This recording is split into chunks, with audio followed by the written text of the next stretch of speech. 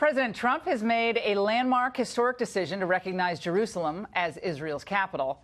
But that's of no concern to many in the mainstream media. Instead, they're freaking out about whether the president slurred a few words toward the end of his speech and using it to, as they've been doing for some time, question his fitness for office. He seemed like he was almost hanging on to the prompter. He's struggling. There was a struggle happening. We don't have updates on his health. We don't know what's going on. Donald Trump is not in perfect health. There's no reason why that person should have that ability. And we as Americans don't know whether that person has the physical and mental capacity to function correctly. We should apply that standard to the media at times. But when Hillary Clinton looked woozy and unstable, remember that during the campaign, and even ended up falling at one point, a lot of them sang a different tune. I want us to be very careful here, the way in which we're reading her health and how that can serve as a proxy, right, for the way in which we're talking about gender. Today, the news media lost its mind, and Hillary Clinton's health became the most important thing in the world. This idea now of attempting to cast doubt on Hillary Clinton's health, I mean, she uses pillows, which is a dead giveaway that she is at death's door. The double standard is so patently predictable, but this effort to question the president's mental fitness is getting totally out of hand. Joining us now, someone who knows what it takes to command. General Wesley Clark is a former Democratic presidential candidate and former Supreme Allied Commander from Europe of NATO. And great to see you, General. Thank you, Laura. What do you think about that? Now, President Trump had probably some, I don't know, some throat or teeth problem there, obviously, when you watch the video. And we're jumping to, from one day he has dementia, the next day he's mentally unfit.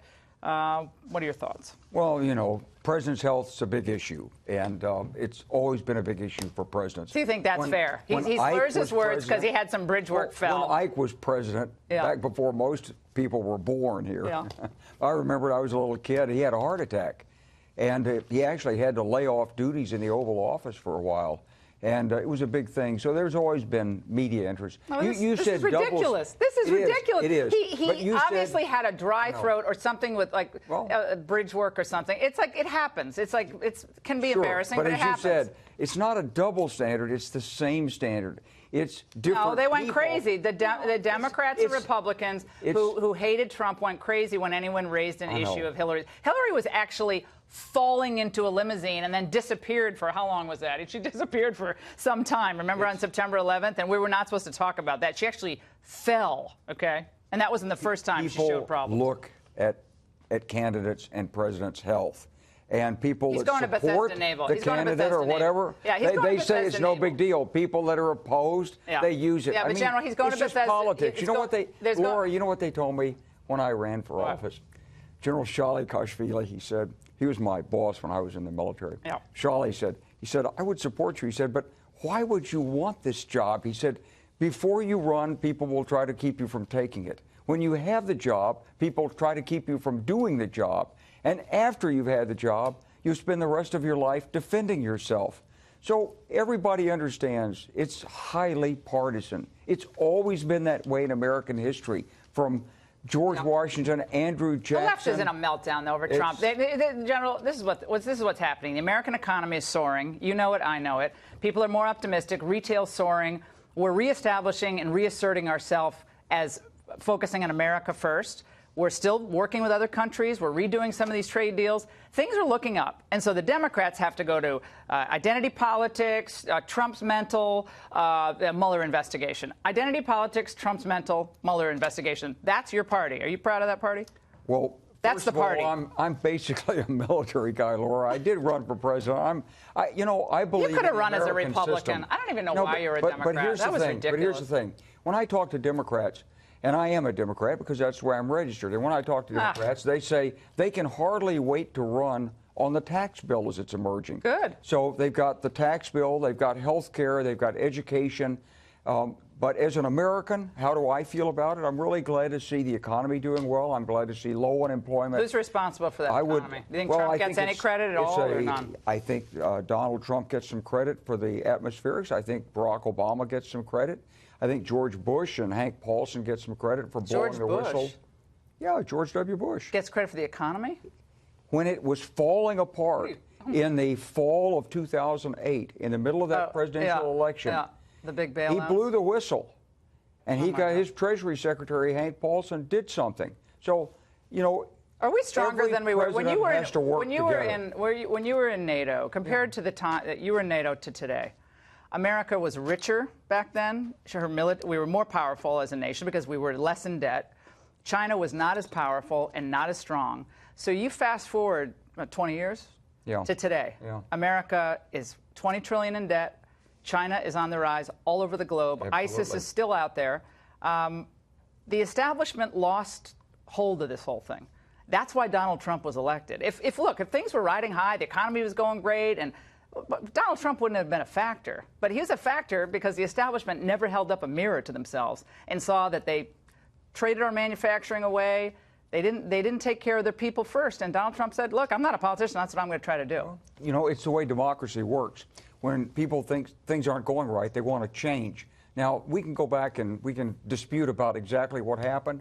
If I go back and look at it, I look at it like, how come we had all those tax cuts in 2001, 2003? Because, no, let me finish. George W. Bush, as president, said, I'm giving you back your money. He did, but he did it in the middle of a war. And so we spent a lot of money on wars. The tax cuts happened before 9/11, remember? 2001 and 2003, two tax cuts. And do you want the government to take more of our money? I want responsible, fiscally responsible, smart government. Well, you're not going to get me to defend much about Bush, but that's a good thing he did. We got to talk about Jerusalem. We're almost out of time. Talk about the war. Bush. That's boring. The war in Iraq was a mistake. No kidding. And you were for it, and I was for it. You said I was not for the war in Iraq. Do you want me to go through the quotes? You said you probably would have voted for it. Do you want me to go through? Do I really have to pull up my research? Go through the quotes. I ran for president because the war was not going well. At the time, I probably would have voted for it, but I think that's too simple a question. It is. So did you say that or not, General? You know why? I would have voted for it because it gave Point made. Bush, you would have voted for it. Bush, it gave. No, that's not the point. The reason I said it's we're not too simple a relitigating your question presidential campaign. But if boring. you raise it, you have to give me a chance to answer, Laura. So you can vote for the president to have authority to give him greater negotiating leverage. I got it. And that's what it was about. Jerusalem. It was about Jerusalem. diplomacy. We got to go. Jerusalem. Not going to war. Okay. It was a mistake. You and I agree. You and I agree on the war. We shouldn't have gone in. I was for it at the beginning. Ambassador to Israel, Obama's ambassador to Israel, mocked the heavy breathing coming from the critics of the move. Whose side are you on this? Was it a good idea for Trump to do what he did or no? You know, it reflects domestic policy and domestic politics for Donald Trump. So it's a good idea for him politically, and a lot of foreign policy is derived from your political base. So it's a sort of a natural move. The question is now, having sort of shaken up the region, can you take advantage of the shakeup? So I say three things have to be done. Okay, quickly. Number one is the Saudis have to displace the Iranians in the support of Hamas and delegitimate Iran as the big protector of Islam. Number two is Bibi needs to say that no more settlements until we get the peace agreement, no more illegals. And number three, Donald Trump needs, after these other two, he needs to say, by the way, the Palestinians can have their capital. I think he's going to have more success than your former boss. General, it's great to see you.